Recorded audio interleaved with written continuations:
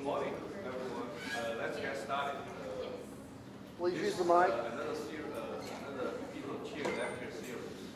So we are delighted to have Dr. Pedahzur here to give us a presentation about security research. Only read his name, I realize how difficult to read my name. Because my name is Zhao Pedahzur, so it's all start with Z. In China, if the names are very similar, we say that 500 years ago we were the same family. Since he's a security specialist, so we didn't post any security guards outside. It saved us a lot of money. And Dr. Payne is also our expert in security studies, so he is going to introduce Dr. Pedahzur. Thank you. Good morning, everybody. It's good to see so many of your faces here. I think we have a fascinating topic today and just an absolutely insightful speaker, so I'm glad that so many of you have showed up. I want to talk to you a little bit about Dr. Ami Pedahzur. He is a scholar at the University of Texas, Austin. He is a professor of government there, as well as the Arnold S. Chaplik Professor in Israel and Diaspora Studies. He's also the founding director at UT Austin of the Institute for Israel Studies. He has published extensively numerous books, including recently The Triumph of Israel's Radical Right, The Israeli Secret Services and the Struggle Against Terrorism, Suicide Terrorism, currently working on a book manuscript entitled The Evolution of Special Operations Forces. And when should we expect to see that one? 3 years ago. Okay. Excellent. Okay, we need to update this biography. One of the things that I think we should also talk about, given that we're talking about security studies today, is in security studies we really try wherever possible to find people who are bridging the gaps between academia, the policy world, and the practical world, the practitioner world. And he has experience in all of those. He was a medic in the Israeli Defense Forces during the first Intifada and the tail end of the Lebanon War. He taught at the Israeli National Military College classes on suicide terrorism to men who were actually out there dealing with suicide terrorism every day. This is exactly the kind of conversation that we hope to have, opening a dialogue between scholars and practitioners. We're really eager to hear what he has to say today. Please join me in welcoming Dr. Ami Pedahzur. Thank you. Thank you very much. It's a privilege and an honor to be here in this forum. What I'll try to do is combine some impressions that I have about the study of terrorism and why I think that the choice to integrate security studies into the School of Criminal Justice here is the right one and the one that we should pursue in the future. So I'll start by basically bringing up those 3 questions that shocked the United States in 9/11. And I'm talking about a period where we had very few people who studied terrorism. It was a marginal topic. And I'll use these 3 questions to make my argument. First, they asked what were the causes, what led to the attacks of 9/11, who were the perpetrators, and how to deal with it. And how to deal with it, we know one of the main shortcomings of terrorism is that people read the definition but do not understand it. Terrorism is based on the psychological impact that it generates. If you don't have audiences that are subjected to it, you don't have terrorism.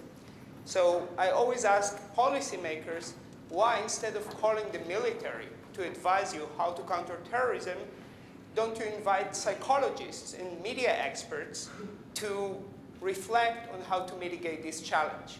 So sometimes we have our own heuristics and our own inclinations to choose the path that they chose in the past. I doubt that it's a very effective one when we are trying to actually eliminate or reduce the impact of terrorism. The other 2 issues were basically outsourced to the academic world. And this is something that we need to focus on in order to understand where we stand in terms of understanding terrorism. There were no bureaucrats or officers in different security services here that were experts on terrorism, let alone Al-Qaeda. And it's very common in the United States to offer or to invite academics to actually learn or explore a topic that the administration has no expertise in. And one of the things that happened right after 9/11 is that a field that was marginal, and I'm talking about, let me show you, I have the here the data. Think about it, I looked up on the citation index. Between 1968, the first time that the word terrorism was mentioned in an academic journal, there were 936 articles that included the topic terrorism. Between 2002 and 2016, the number jumped to 6,047, which shows us something about the incentive system that is so prevalent in the academic world. Scholars who saw the opportunity to get funded were not necessarily terrorism experts. There were scholars who needed the two things that I was referring to earlier: money. I know that it's a criminal justice school, so they didn't pocket the money. It was money to conduct their own studies. And prestige. Any academic knows that if you want to get promoted, you need to publish. You need money to get published, again, in order to conduct research. And this led to a proliferation of expertise in a field that was only several years earlier completely beneath the radar of anyone. No one was really interested in studying it. And when I looked at it, I tried to think about the people who benefited the most. And believe it or not, when we look, and I'll read it because it seems the transition didn't do a great service to the PowerPoint, we can see people who are game theorists. The easiest way out, if you're a game theorist, all you have to do as a theoretician is to assume something, utilize a game on the case of terrorism. You don't need to know much about terrorism. You have to assume or make judgments about the rationality of terrorists. So basically within your own community, people are going to buy it. The fact that it's completely false is irrelevant because what motivated people was to publish. Now these are formal models that were never tested. Just assume scenarios of terrorism, counterterrorism, etc. Another group of scholars were psychologists. And here I can quote someone who told me, all you had to do was use your old research platform in social psychology or related fields, inject the word terrorism every couple of sentences, and you would be funded for the rest of the decade. So again, think about someone who is an expert in submitting research grants, who knows what to write and how to do it, and an administration or a bureaucracy that is eager to give the funds. So we have this kind of very lucky situation for scholars. Others went back in criminology, we know it, to test the physiology and test all kinds of genetic and other issues related to terrorism. But most dominantly, and the most devastating trend was the transition of terrorism into the business school mentality. And this is something that I'm going to elaborate on, because we need to remember that we can respect the expertise of people in other disciplines, but sometimes I doubt that they respect what they do.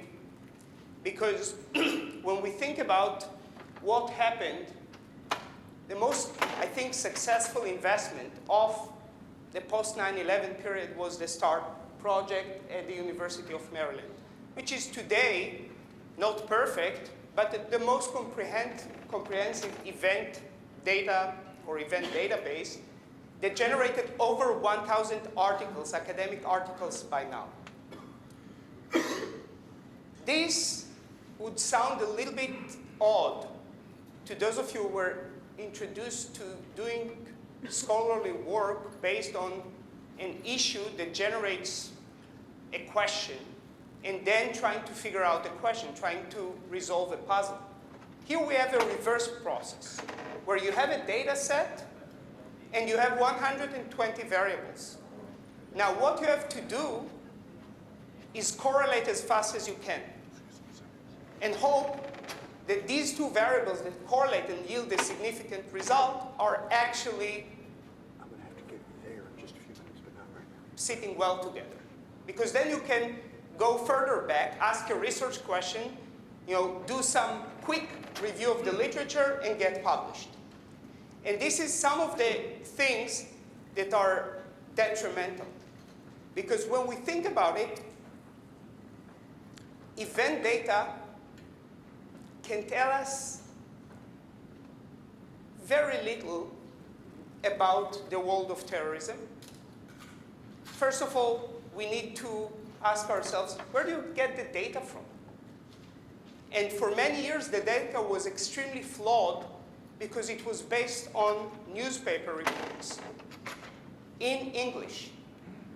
Now, we tend to think that terrorism is a big problem, but we're very self-centered. We look at the West. If it happens elsewhere, especially in a place that is not fun to visit or where the language is too complicated to learn, it becomes secondary. So academics were relying on LexisNexis and other types of English-based newspapers to code their data. Now, you can think of I think I can see so many problems, but let's bring it to the world of criminal justice or economics.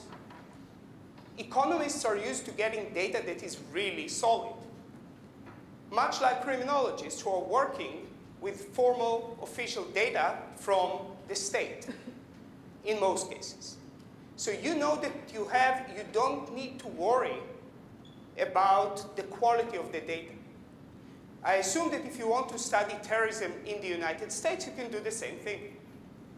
The problem is the ambition to say something about parts of the world where you don't have the same standards of documentation, the same definition of terrorism, and believe it or not, people do not speak English. No. And they have a completely different court system, if any. And this is when we have data that is very biased towards Western political systems, especially English-speaking, or places where journalists like to be. This turned the Israeli-Palestinian conflict into a very popular topic compared to for example, struggle in Sri Lanka, because it was good. People enjoyed being in Tel Aviv. It was close to Europe. And it was both parties were eager to share information. But it didn't reflect what was happening in other parts of the world. So I think that the GTD, the START project, managed to overcome many of these problems. But the key issue here is that events can give us so much. We see so many publications, and I don't think that we'll be able to see the tables that I generated, but this is just for comparison, the publications, the 10 top journals that published about terrorism throughout the 20th century. And you can see that the #1 journal doesn't exist anymore, was called Terrorism. The second, Terrorism and Political Violence. The third, and the fourth, and so on and so forth. What you'll see here are journals that are obscure, that are very focused on the issue, or journals that are aimed at professionals or the general public. When we move to what happened after 9/11, still we have the dominance of the terrorism journals, but then you see the rise of journals that are completely new to the field of terrorism. Journals, quantitative journals in international relations, journals in economics, even outlets like the American Political Science Review or the American Sociological Review that were very clearly against publishing on the topic before that, started accepting increasing numbers of articles.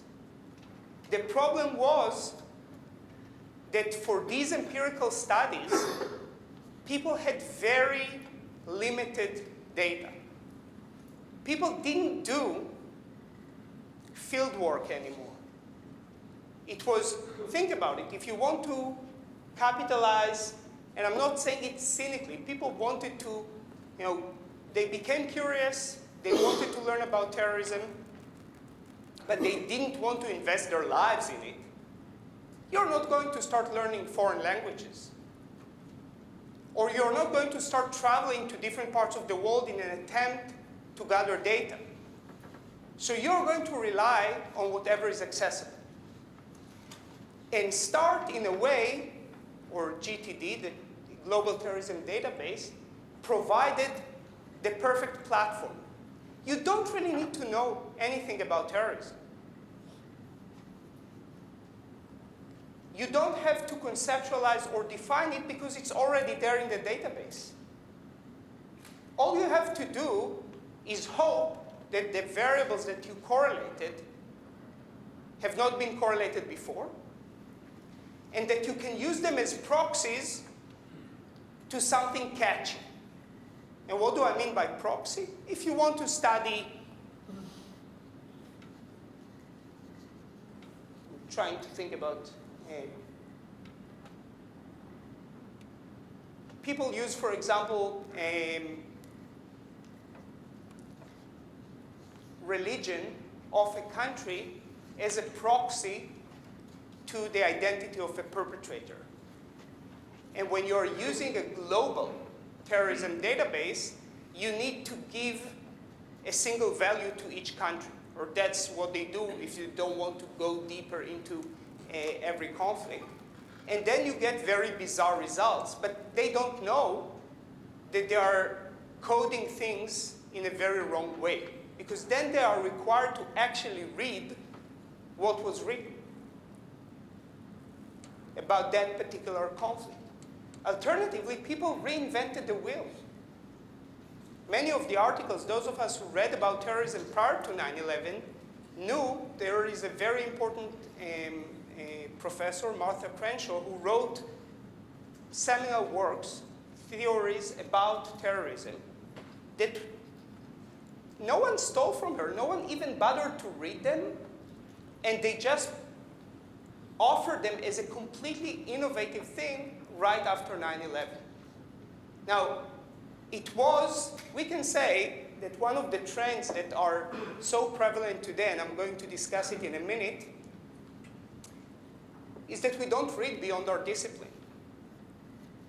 I'm not sure, I never encountered it before I came to the US, that if you're a political scientist who publishes in a leading journal in psychology or criminology, it's actually being held against you. You need to publish in a particular set of journals. Not sure if it's the opposite way when we think about criminology or other fields. So on the one hand, we are told that we need to collaborate. We need to work together in order to understand the complex phenomenon.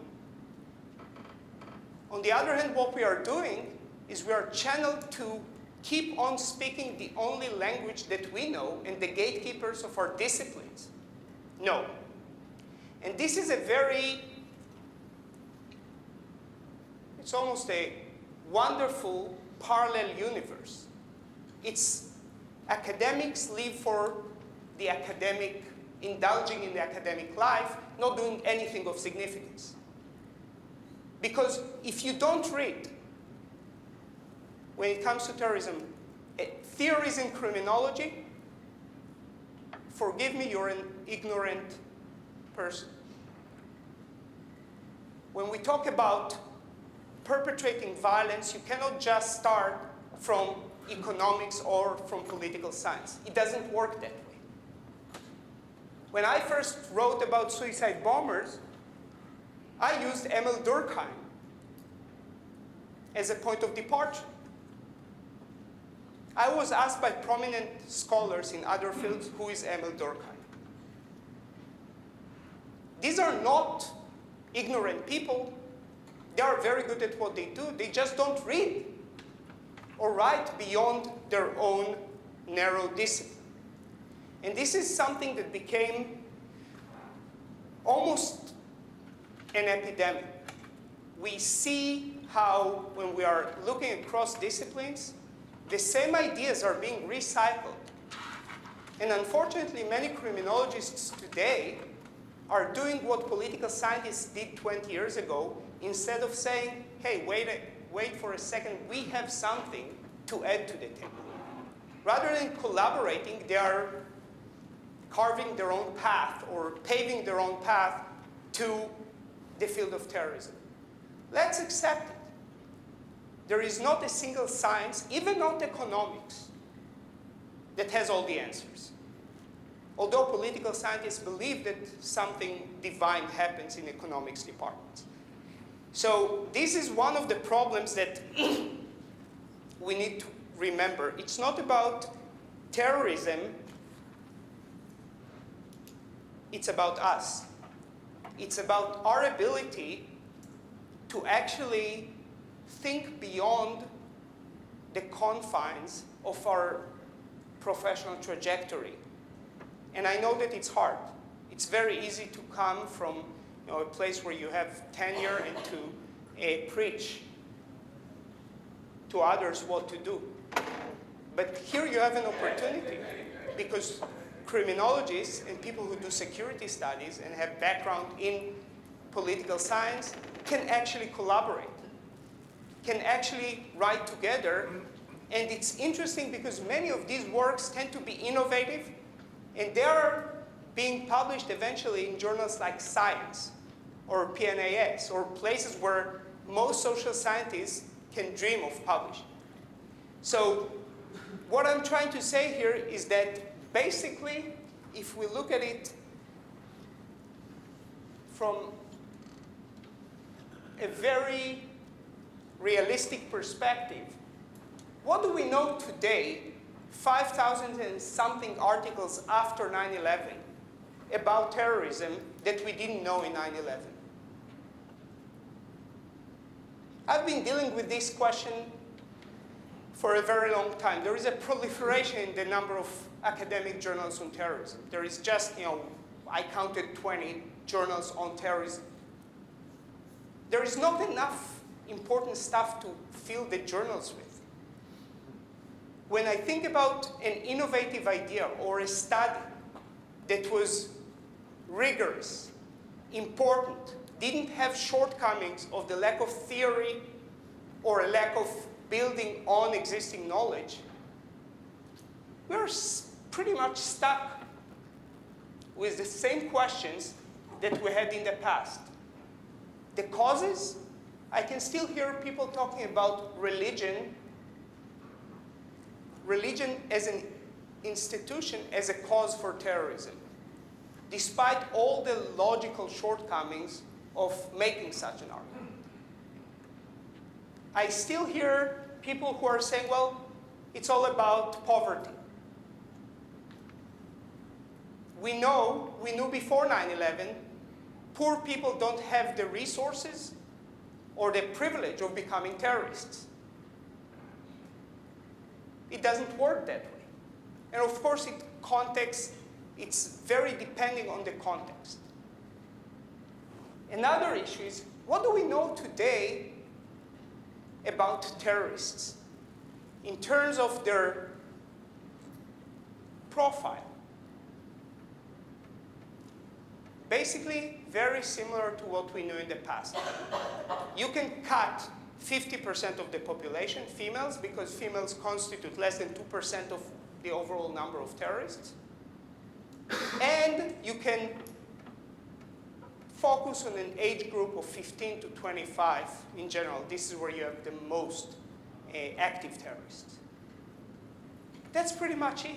We don't have more nuance in understanding terrorist motivations and terrorist makeup than we did back then. And that's something that is quite flabbergasting after so many years and so much money that was poured into this field. So what I want to do is offer some ideas or some thoughts about how we can answer these questions, especially in this context, in the context of the intersection between security, homeland security, and criminal justice. First, I hear a lot about lone wolves.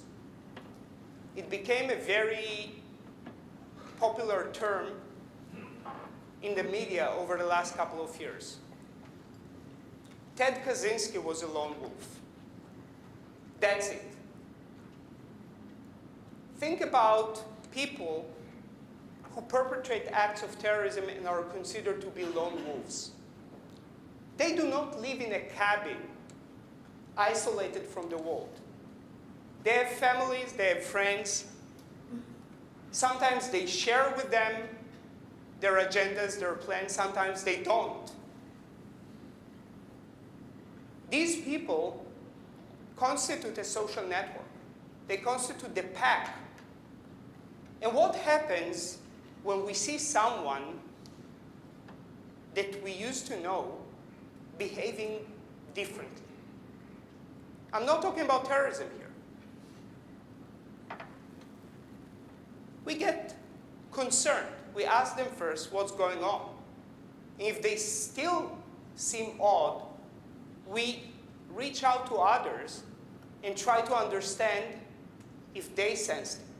We try to figure out the causes, especially if it's a loved one, for the change or the modification of this behavior. We can even do it online.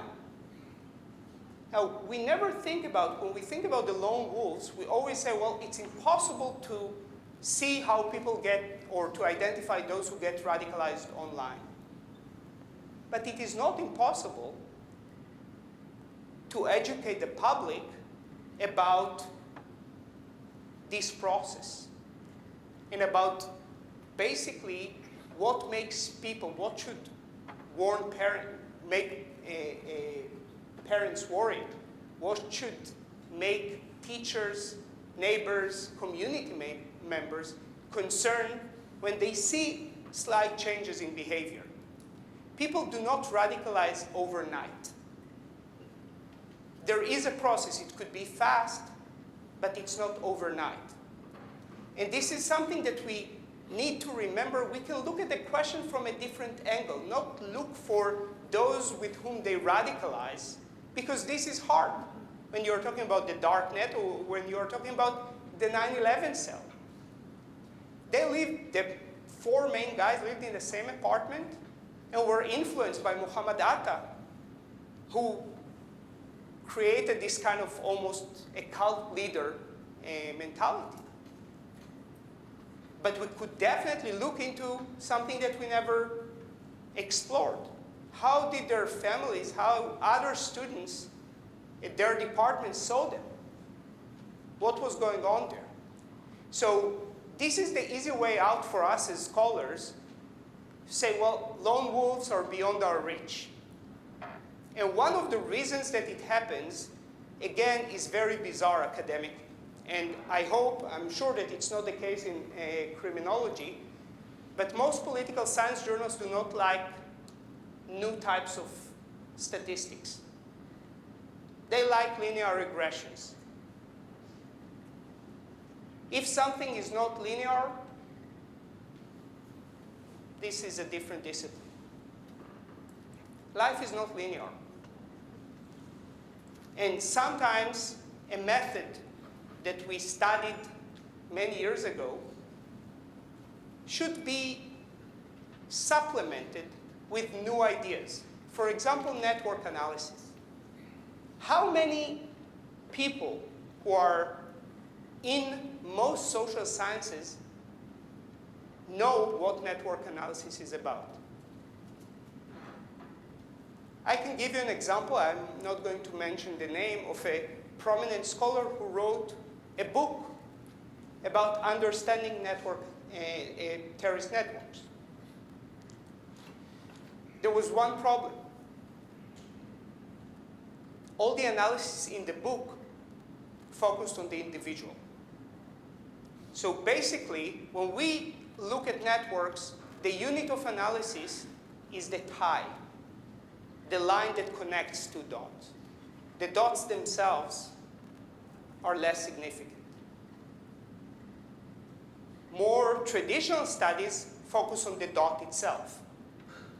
We cannot understand, we cannot isolate individuals from the context in which they live, from their environment, from the structure of their community.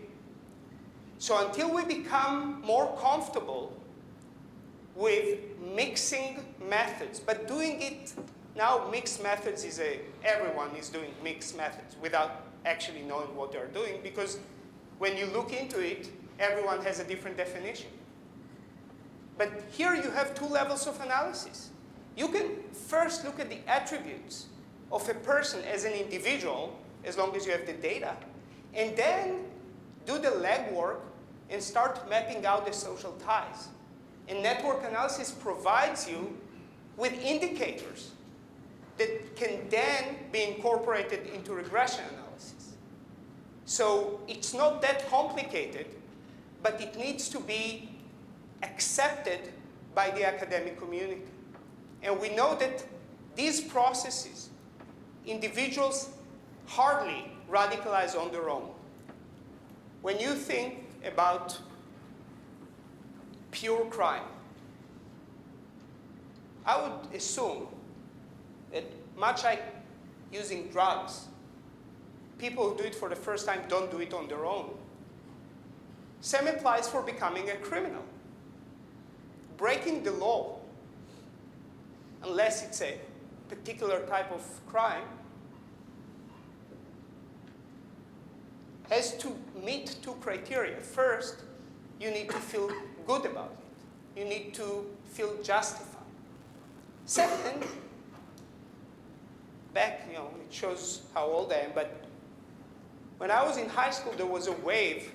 Some of my classmates were becoming professionals in breaking into cars and stealing radio tapes from cars. There was a technology in the past. There was a radio, and there was something that was the antique version of the MP3, and people actually installed them in the car. So in order to steal them, and actually there were others who wanted to buy them, believe it or not, you had to break into a car. I never knew how complicated it is until I saw them. So you need to have someone who would teach you how to do it, and how to do it well without cutting yourself, without getting caught. Those are acquired skills, and are very improbable to be acquired on your own. Second, and this is something that I just came across. Many years ago, I was studying the phenomenon of suicide bombers in the Israeli-Palestinian context. Israel had a very logical policy, almost like prison privatization in the United States. If we think about it, the logic is identical. You want to reduce the number of correction officers in a facility. You give the prisoners autonomy. In return, they give you peace and quiet. You have a leader of each group coming to you, conveying their needs, their requests, and in terms of costs, perfect. There are side effects. One was the very instant radicalization of young males who were imprisoned in the Israeli context for minor offenses that were politically motivated. You're taking a child who is 15 or 16, and they receive a 2-3 year sentence. What happens to people who are at that age and they reach a correctional facility? They are disoriented, they are scared, they need a support group.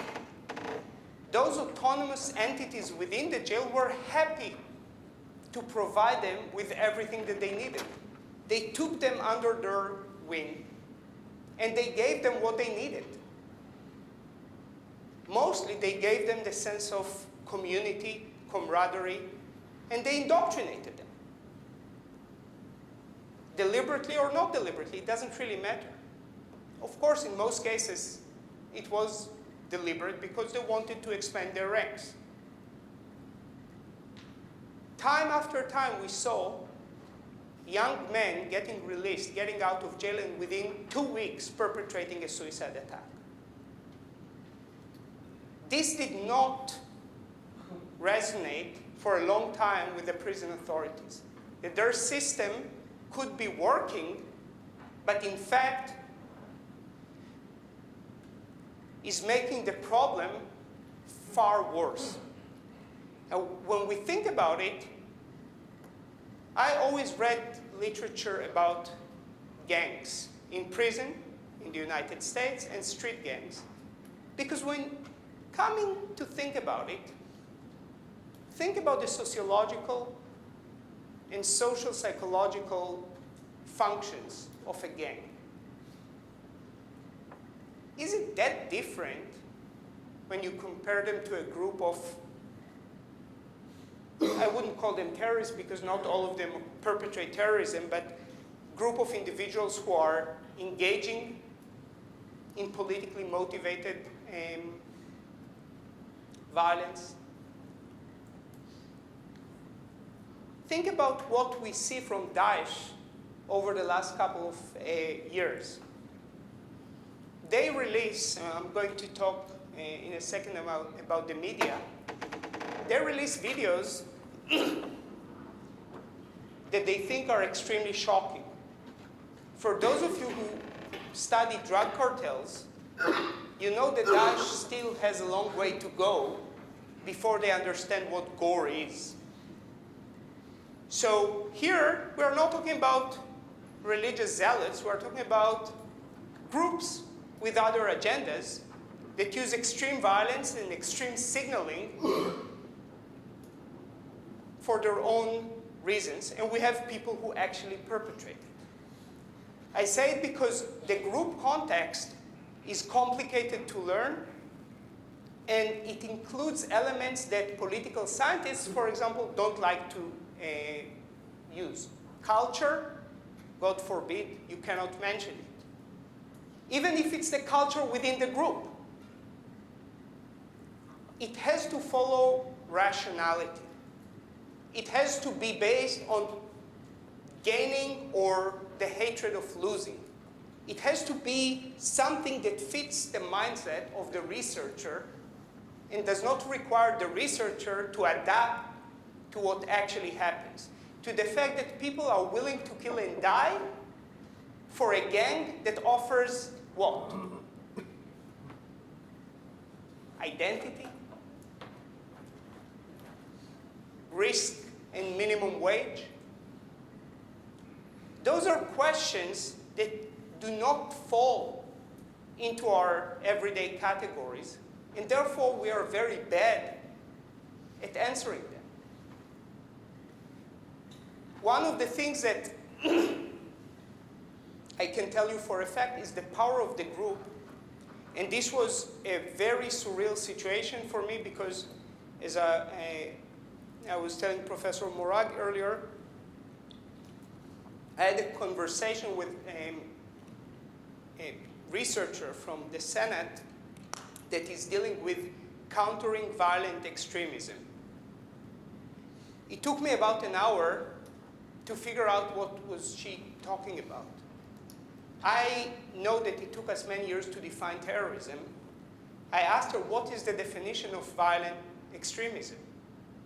It sounded like a very, she was very confident about the concept, but we are, at the end of the day, social scientists. We need to understand the concepts that we are dealing with before we can counter them. Anyone knows a definition, an accepted definition to violent extremism? I don't. I couldn't get it out of her. Maybe it's a secret. So then why did she call me? But we're very sloppy. We are going with full force to counter something that we don't even know ourselves what it means. And no one is willing to say it. Hey, I don't really understand the concept. Would you please explain it to me? So I'm saying it because I really don't. And then she was talking about allocations of millions of dollars. And their first program is establishing sports teams for youth or people that are afraid could become radicalized. I assume that this was taken from successful programs elsewhere, but I can tell you what I told her. This is going to be the worst investment that anyone has ever made in the context of terrorism. Because we know, and this is a repetitive pattern, that people who become members of soccer teams, cricket teams, different types of sports, undergo processes of fusion into the group and radicalization much faster than others. And we saw it, the first case that I encountered was a soccer team in the city of Hebron in the West Bank. Within 6 months and a week, 7 members of this soccer team perpetrated suicide attacks. 4 of them were from the same family. So you see the primordial connections and then the socialization that takes place within the group. Again, this does not fit the rationality that we try to enforce on terrorism using our own values. Lastly, and probably going back to the one thing that is the most important in my opinion, people always like to complain about the futility of the discussions about the definition of terrorism. And it's true. I think that what happened with GTD, the START project, is that they had to make a decision. Which cases fall under the purview of our data set and which do not. And this was a very good incentive to put an end to the question of definition and to tell people, listen, today terrorism is a bad word. But for us academics, it has no value. We use terminology to identify phenomena, to understand its boundaries. I don't care if you want to call it terrorism or you want to call it R2C. Who cares? As long as we all agree on this phenomenon. So for many years, there was a lingering debate, who is a terrorist, who is not a terrorist, this is a freedom fighter. Call them whatever you want. But let's agree on the unit of analysis that falls under this concept. After we agreed, something strange happens. We have a definition, but we go back to including groups that don't actually fall under the definition, and events. For instance, as much as it's hurtful and maybe emotionally hard for people, we know that attacks by non-state actors against combatants, against soldiers or police that are on duty, do not fall under the category of terrorism. There are very clear criteria whether to include or exclude a case. Think about it when we think about the broader context of terrorism. If something, God forbid, happened in this classroom, it was politically motivated. We are civilians. We came here to undergo a torture for an hour and a half. And we're being subjected to this horrific violence. Terrorists like such gatherings, but only as long as this gathering is going to generate a much larger wave of fear. There is a crucial element in terrorism, which is the mediating the event to broader audiences. That's why terrorism has such dramatic nature. Brian Jenkins talked in the 1970s, following the attacks in Munich, or the attack in Munich, about the theater of terror, hijackings. 9/11, the careful planning, the hitting of the symbols, using all these force multipliers, those are very meticulously planned events. Think about Daesh. We heard about him for the first time in June of 2014. What was the trigger? The beheading of an American. They didn't exist. They were not on our radar before that. They knew exactly what they were doing. And I'm getting every day the new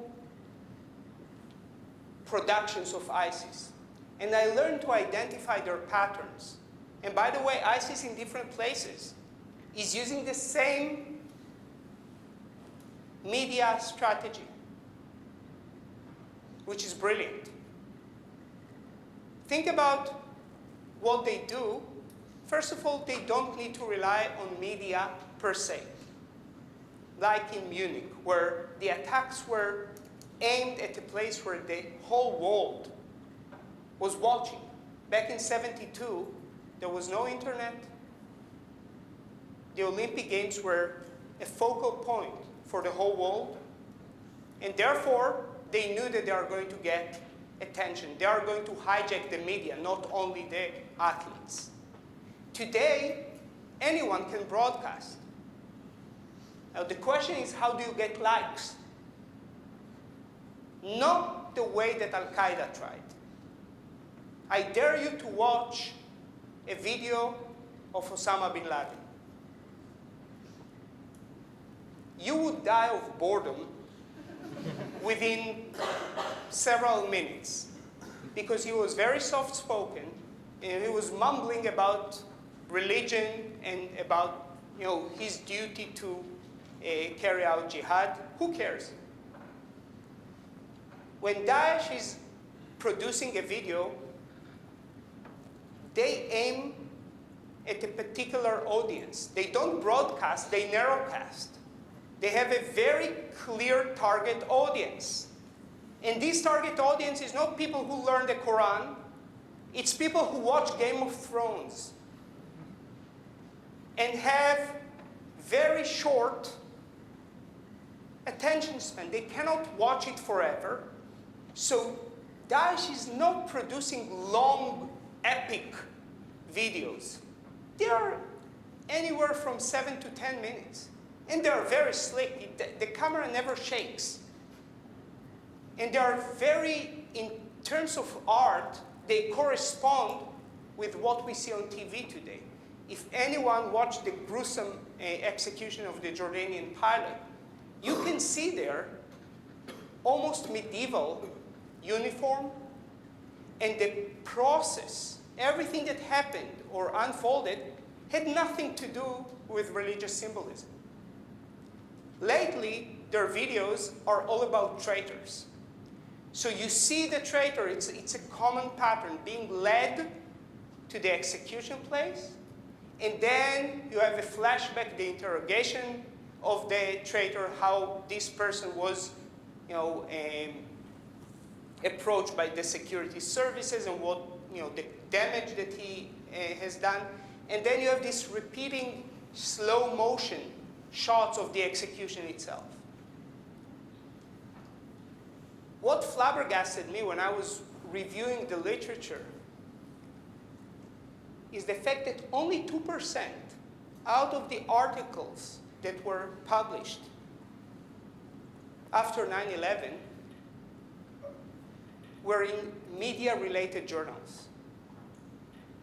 So basically, we take one of the most significant elements in the success of terrorism. The terrorists want to reach broad audiences or their target audiences, and media has underwent dramatic changes since 9/11. So many things have transformed, yet this field was not covered, which brought me back to the same conclusion. We are covering areas that are easy to study. We don't have to come up with new methods. We don't have to figure out ways to find data. We don't have to collaborate with people from other disciplines that have different incentives. They don't want to publish in the same journals. They don't speak the same language that we do. And therefore, the key to actually learning something about this complex phenomenon is to understand our shortcomings and to be very honest with ourselves and try to bridge these gaps. Not to make speeches about being interdisciplinary, but actually pursuing it and being able to accept the fact that sometimes being innovative has its costs. But I doubt that when we started our academic journeys, we were thinking about incentives and publishing an article as a goal. I always think about publishing as something that happens after the goal. The goal is to answer a question, to find the best way to engage in an interesting puzzle-solving endeavor. The publication is letting others know about it. But I hear more and more people talking about, oh, there is an opportunity to publish something, so it's not that interesting or it's not really what I want to do, but yeah, I want to hit this journal. It's a very common phrase now that, because the promotion committee is looking into this particular area. Fine. And now there are all kinds of bogus measurements that we use, like impact factor, to assess the quality of a journal. All you have to do is just read the history of the impact factor and you'd feel ashamed. Because the correlation between quality of journals and impact factor is not even theoretically justified. It was a measurement that librarians developed in order to assess which journals to purchase and which not. And it became an easy tool for us to assess quality of research. So here, I know that some of the things that I say, I know that I make many economists very upset, because I can take articles that were published in the best outlets and show you why they are, maybe they are perfectly executed, but their foundations are not shaky, they are just non-existent. So here there is an opportunity, and I'm glad that other universities are pursuing the same route. They are trying to bring security studies that are becoming negligible in political science and offer them a home where criminologists who have a lot of experience in research methods and have the background of criminological theory can really enrich this type of research. So I'm going to stop here and open the floor. Who's got questions? If you've got a question, raise your hand or stand up, and we'll have a couple of mics. Who wants to start us out? And if you could please introduce yourselves when you ask a question.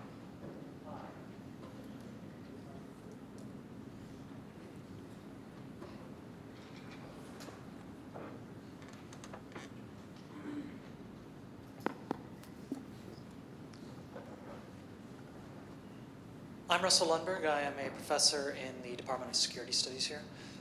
Your mention just now of the idea of Daesh narrowcasting their messages towards their own supporters, I'm thinking about that right now, and I'm thinking about that in the contrast to Al-Qaeda more broadcasting, trying to get its message to their own supporters, but trying to do so through this larger broadcasting to the outer world. But we're also seeing from Daesh some acts of broadcast terror as well.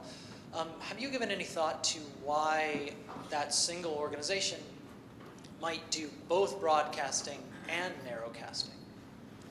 If I was a strategic logic person, I would say because it's cost effective. Think about what it took Al-Qaeda to come to the center of the stage and what Daesh had to do. Al-Qaeda had to perpetrate 9/11. Daesh had to behead a single person. So here you have the ability to use new media, because in the past, making sure that such a video would reach so many people was impossible. And major networks would never broadcast. So today they are using new media in a very sophisticated way. I think that there are also media savvy. When you look at the people who are doing their productions, they are not people who spend their lives in the mountains of Afghanistan and Pakistan. Those are people who are coming from the West. Some of them have actual experience in producing all kinds of videos, etc. So they are utilizing it, and they understand. Take a look at that. Today they give us sometimes, brief previews. They are so sophisticated, so they think about how to kill in a more gruesome way, and sometimes in order to treat their audiences and to scare their audiences, because they want to be perceived as very potent and very scary. Why is Daesh, what made them become such a huge threat? When I try to think about it logically, I can see their qualities in riding vans and filling the void that the Iraqi army left and that the civil war in Syria created. To what extent did they succeed in carrying out attacks prior to their rise to their current status in the past? They exist since al-Zarqawi's decision to, start his insurgency. So 10 years, even more. The thing is, once we give them we basically buy into their, plan. We become participants. And we made them far more important than they truly are. And this is a triumph. I think that they were very successful in diverting the attention of the world from much more dangerous threats. Not that terrorism is such a dangerous threat. We have to put it in the right context.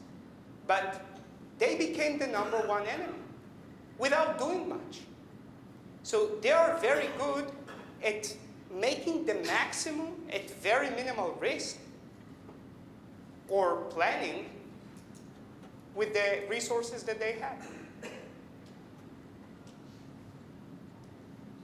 Thank you very much. Who else has questions?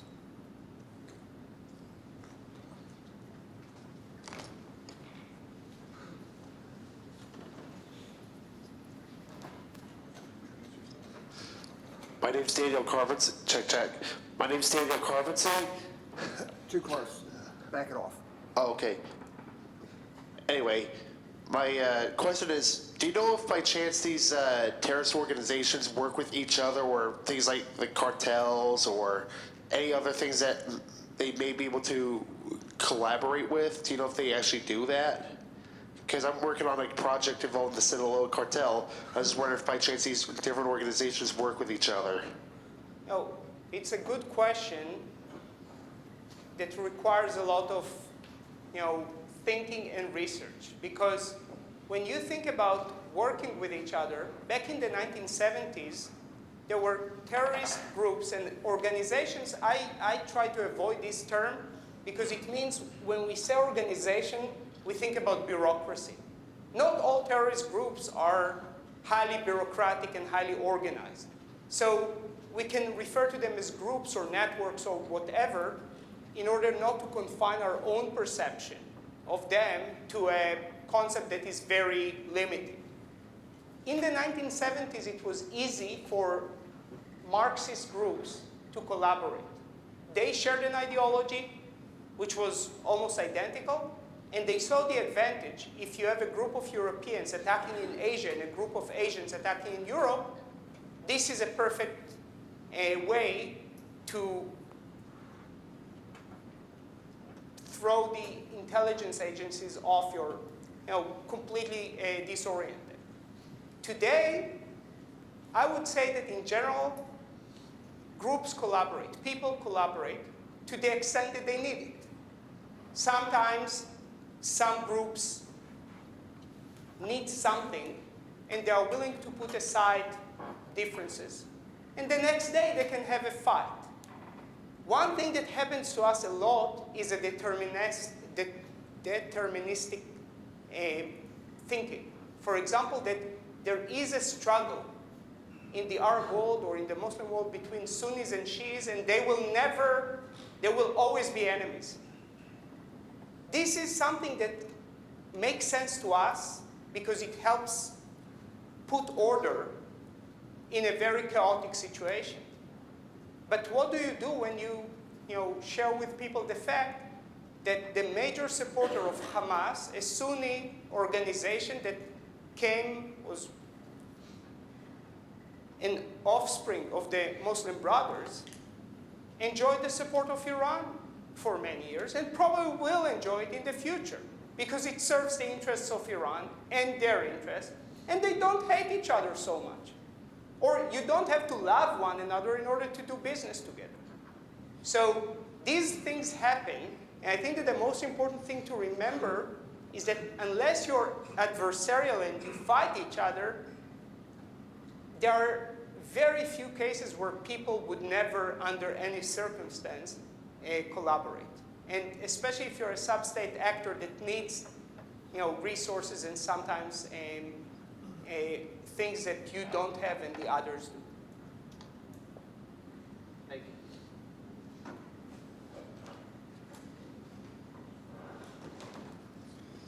you. Dr. Ndam Morag, Chair of the Security Studies Department here. Professor Pedahzur. So you very well know in this area of research that there's this whole conversation that goes on, a whole universe of academics talking to each other and publishing in journals, as you've referred to earlier.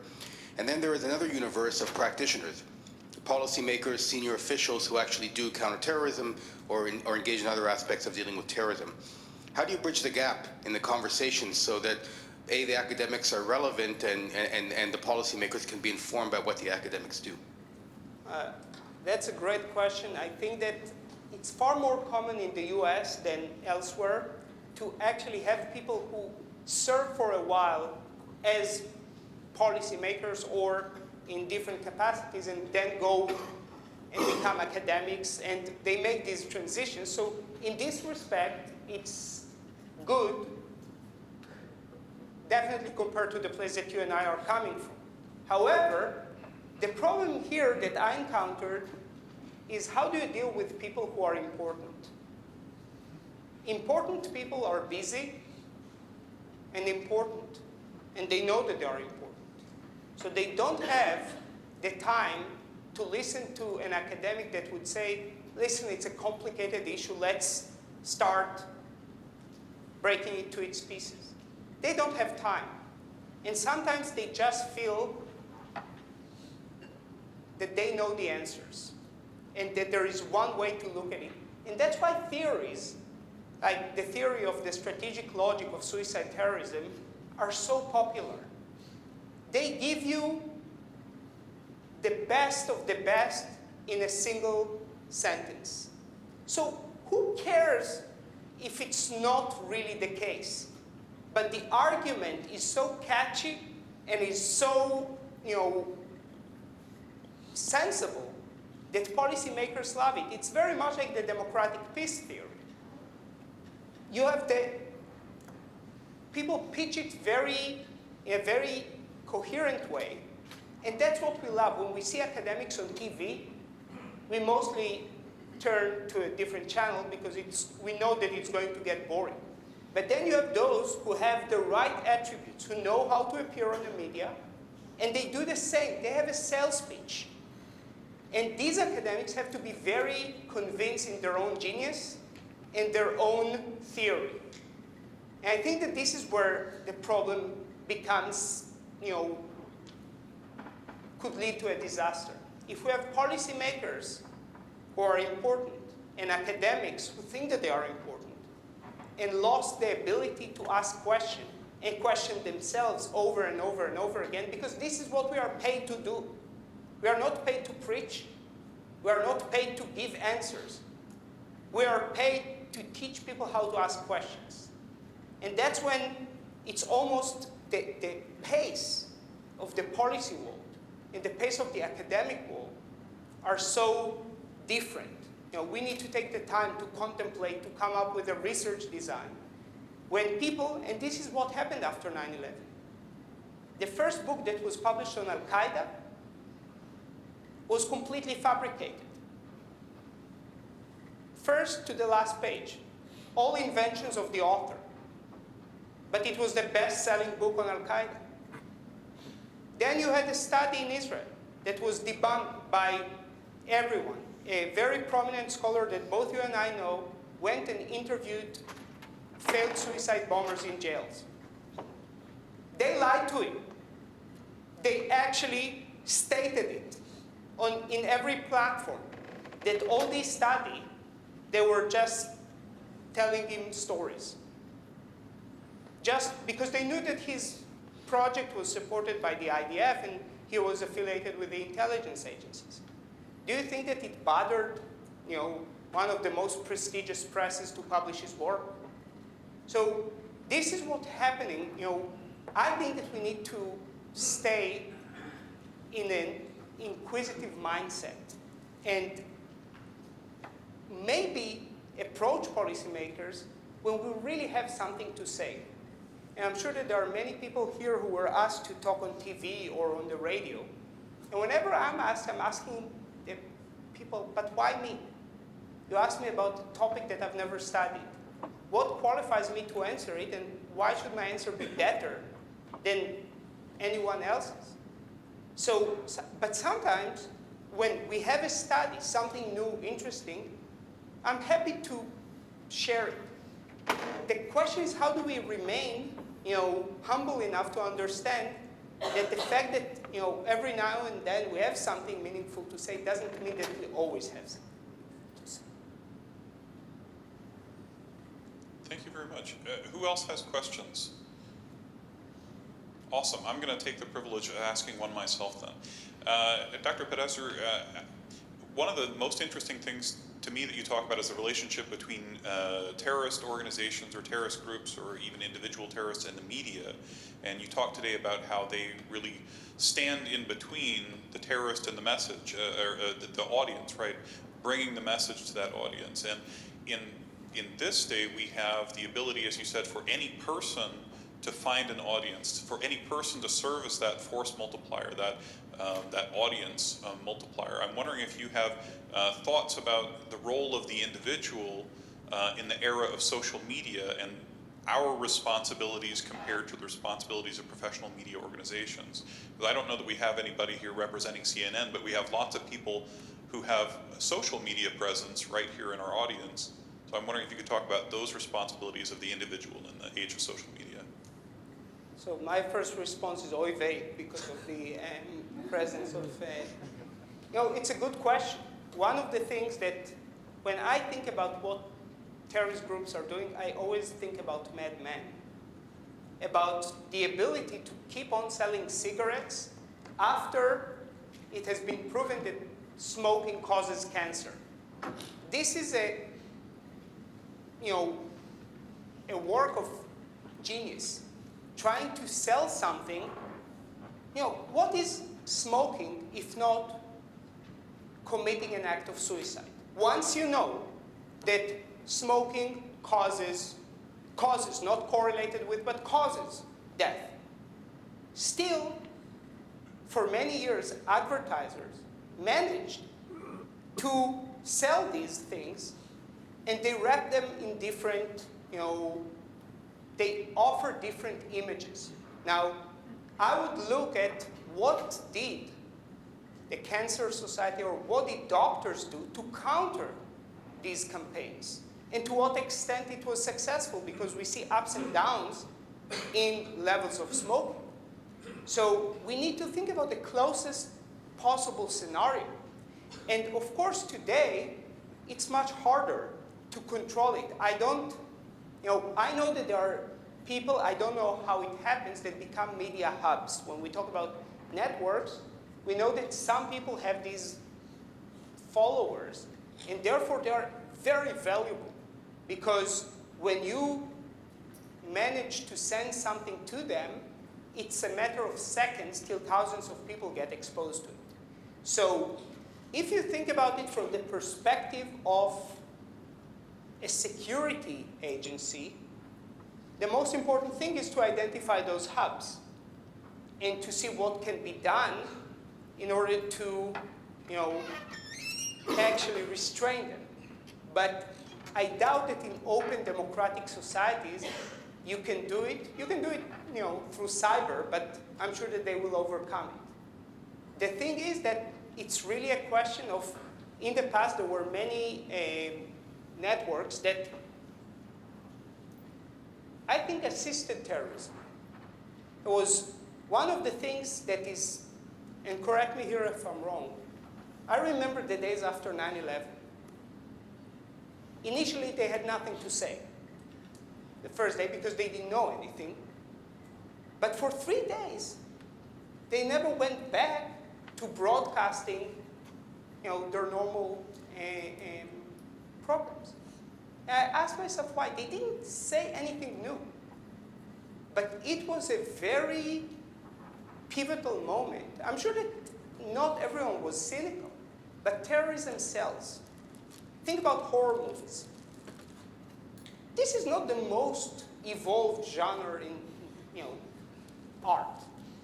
But it does something. We go and watch it because it provides some sense of something. Terrorism, when people tell you, the networks, something dramatic has happened, we cannot show you the gruesome pictures, what is the first thing that you do? You Google them. So here, we need to understand people better, and we need to accept the fact that technological evolution is going to make information more widespread. But I would raise a different question about it. Why should we care about terrorism? Take a look at the toll that most of our behaviors take from us. Driving. I'm not going to ask who is texting and driving here. But we are buying into the notion of terrorism by actually turning it into something that it's not. Is terrorism a strategic threat to the United States? Not in a million years. Maybe once terrorists are going to turn nuclear, and then, of course, it's a different story. But even 9/11, with the horrific consequences, was not something that devastated the US economy, the US government. And we have to put it in context. And maybe it's true, what Professor Morag told me, that we, those who study terrorism, should be held accountable as well. Because we took, I assume that we approached this topic, and I remember Professor Morag from his very early days on TV talking a whole hour about terrorism. If you remember, it was many years ago. Very interesting show, by the way. But it was we came out of curiosity, but in a way, we played a role in the media promotion of this topic. And I assume that if one media outlet would not talk about it, a different one would. Because we need the drama. We need to see, otherwise it's boring. So here we are talking about human nature, and unfortunately terrorists understand what we want to see. But one of the things that I hardly hear from policymakers whose interest is to actually reduce the fear of terrorism is that terrorism doesn't matter. Think about how courageous a president should be to say, okay, let me show you the statistics of how many people die of mishandling their weapons every year. How many people die on the roads? Who cares about this? It's insignificant. But then they would think that this president has lost his mind. In fact, take a look at things that actually matter. They don't have the media allure that terrorism does. So if you want to talk about the economic crisis, if you want to talk about dramatic things, policy decisions that are ruining lives of people, it's not a great story. You need to find someone who can turn it into something. Terrorism is very simple. It's not important, but it definitely looks like an important issue. We have time for about one or two more questions. So if you've got one now, is the time to raise your hand. Awesome. I have okay, we've got one over here.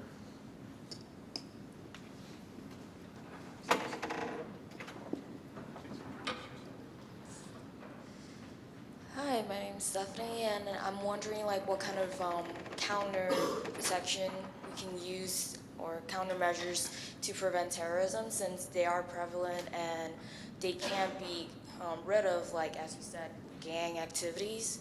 So what kind of homeland security or university activities can be used to counter it? If I had the opportunity, I would have been seeking those police officers who have been working for years with gangs and learn from their experience. Sometimes policy, people who are in the field cannot summarize everything, all they observe, but they can share with you their experiences. They know what works, they know what doesn't work. And they have a very narrow picture but they know very well the actual group of people with whom they worked. So you need to invite one, and then the second, then the third, and then you start identifying patterns. And the question is, we declare wars. I don't think that the US declared war on gangs, but clearly there is a very long war on drugs. There is a war on terrorism. we forgot the fact that the declaration of war should actually include a second party. You cannot declare a war on, a very abstract concept. And we need to acknowledge the fact that sometimes we don't succeed. I think that many measures that the US took after 9/11 were, immensely successful. And I think that since 9/11, at the domestic level, the US managed to remove the threat very effectively. And people don't get credit for that. We always like to, see the outliner, or the kind of blip on the screen that makes us, concerned.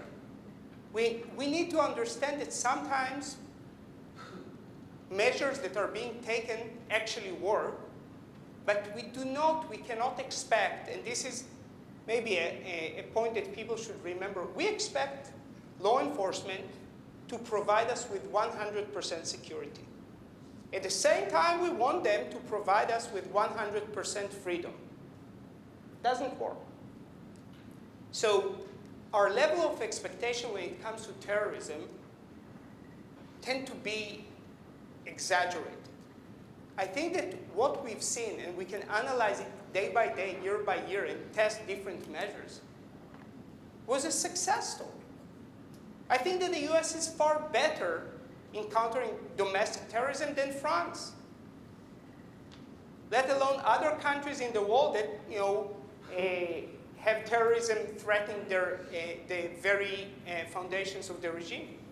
So sometimes we can learn from successes and maybe institutionalize or perpetuate policies that have proven to be effective.